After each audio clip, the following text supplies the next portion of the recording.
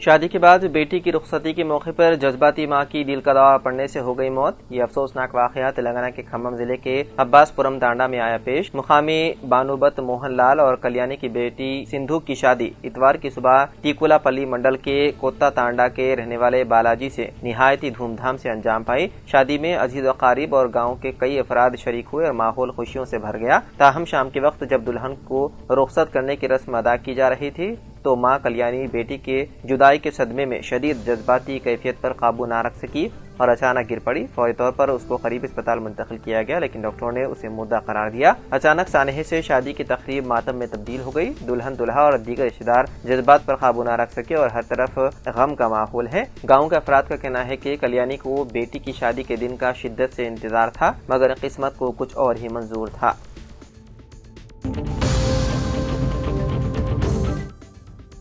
تلنگانہ کے جگتیال ضلع سے تعلق رکھنے والی 3 خواتین اور ایک شخص مہاراشٹر میں پیش آنے والے دل خراش حادثے کا شکار ہو گئی۔ یہ سب ایک درگاہ کی زیارت کے بعد واپس لوٹ رہے تھے کہ اچانک ان کی کار سیلابی پانی کی زد میں آ گئی۔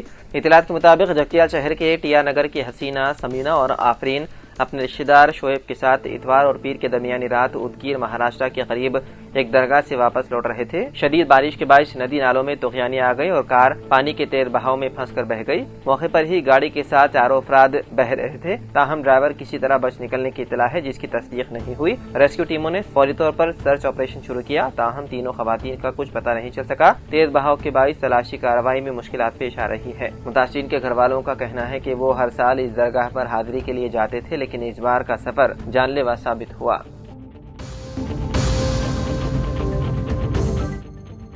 اتوار کی رات حیدرآباد کے اوپل کے گوکل نگر رامنتا پور میں جنماشٹمی شوبھا یاترا کے دوران برقی شاک لگنے سے 5 لوگوں کی ہو گئی موت۔ تفصیلات کے مطابق اتوار کی رات جنماشٹمی کے موقع پر مقامی لوگوں نے جلوس نکالا تھا۔ جب جلوس اختتامی مقام پر پہنچا تو مورتیوں کو لے جانے والی گاڑی رک گئی۔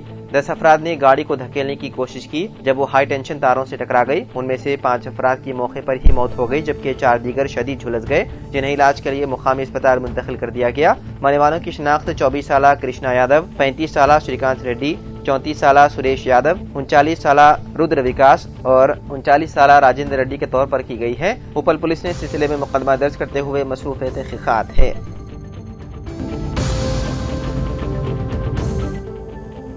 بی جے پی نے مہاراشٹر کے موجودہ گورنر سی پی رادھا کرشنن کو نائب صدر کے عہدے کے لیے این ڈی اے کا امیدوار قرار دیا ہے۔ یہ فیصلہ بی جے پی پارلیمانی بورڈ کی میٹنگ میں لیا گیا جس کی اطلاع پارٹی صدر جے پی نڈا نے دی۔ جے پی نڈا نے کہا کہ میٹنگ میں تمام پہلوؤں پر تفصیل سے تبادلہ خیال کیا گیا اور تمام اراکین کی تجاویز لی گئی جس کے بعد رادھا کرشنن کے نام کو منظوری دی گئی۔ منگل کو ہونے والی این ڈی اے پارلیمانی پارٹی کی میٹنگ میں سی پی رادھا کرشنن بھی موجود ہو سکتے ہیں۔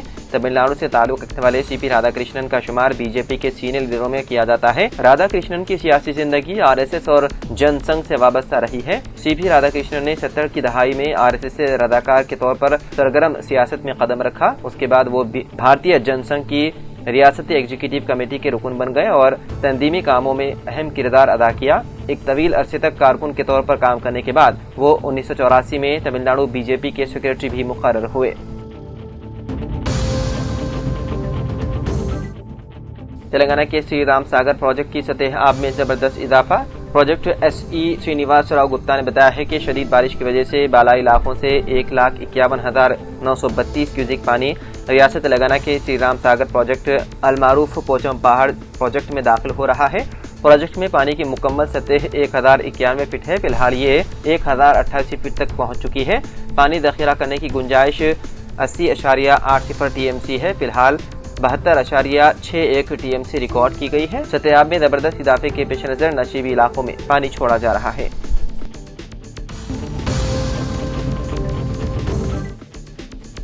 تلنگانہ کے کوٹا ٹاؤن کے بنڈاپلی 30ویں وارڈ میں گزشتہ کئی دنوں سے جاری بارش کے نتیجے میں 2 مکان منہدم ہو گئے۔ خوش قسمتی سے مکان مالک اور ان کے گھر والے بروقت چوکس ہونے کے باعث جانی نقصان سے بچ گئے۔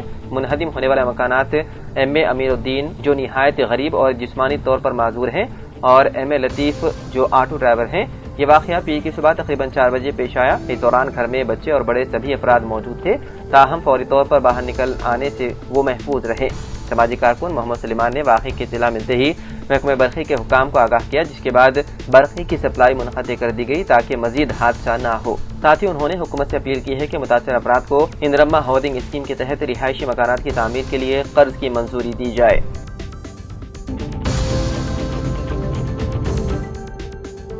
तेलंगाना के वक़राबाद जिले के परगी में वाक़ खान कॉलोनी मार्केट यार्ड में आवारा कुत्तों के हमले में 9 अफराद जख्मी हो गए। कुत्तों ने लोगों के पांव और जिस्म के दीगर हिस्सों को बुरी तरह काट लिया। जख्मियों को फौरी तौर पर परगी अस्पताल मुंतकिल किया गया, ताहम वहां कुत्ते के काटने की दवा न मिलने पर उन्हें तांडूर अस्पताल मुंतकिल किया गया। मुताशिरीन ने शिकायत की है कि म्युनिसिपल हुकाम आवारा कुत्तों पर काबू पाने में गफलत बरत रहे हैं और अस्पताल में भी जरूरी अद्वियात दस्तयाब नहीं है।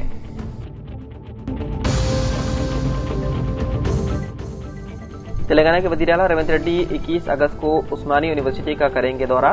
वाइस चांसलर उस्मानी यूनिवर्सिटी प्रोफेसर कुमार मरगाराम ने principal arts college professor C Kasim के हमरा वज़ीर आला रेवंत रेड्डी से उनकी क़यामगाह पर मुलाकात की। उन्होंने 21 अगस्त को उस्मानी यूनिवर्सिटी के मुख्तलिफ प्रोग्रामों में शिरकत की वज़ीर आला को दावत दी। वज़ीर आला रेवंत रेड्डी 21 अगस्त को उस्मानी यूनिवर्सिटी के तहत 80 करोड़ रुपए से तामीर करदा 2 नए हॉस्टल्स की इमारतों का इफ्तिताह करेंगे, जिसमें 1200 तलबा की गुंजाइश रहेगी। कबायली बहबूद महकमे के ताउन से 300 तलबा के क़याम के लिए तामीर किए जाने वाले 2 नए हॉस्टल्स इमारतों का वज़ीर आला संग बुनियाद रखेंगे। आपको बता दें कि उस्मानी यूनिवर्सिटी में फिलहाल 25 हॉस्टल्स हैं, जिनमें 7223 तलबा क़याम पदीर हैं। वज़ीर आला के हाथों नई इमारतों के इफ्तिताह के बाद तलबा की गुंजाइश में इजाफा होगा।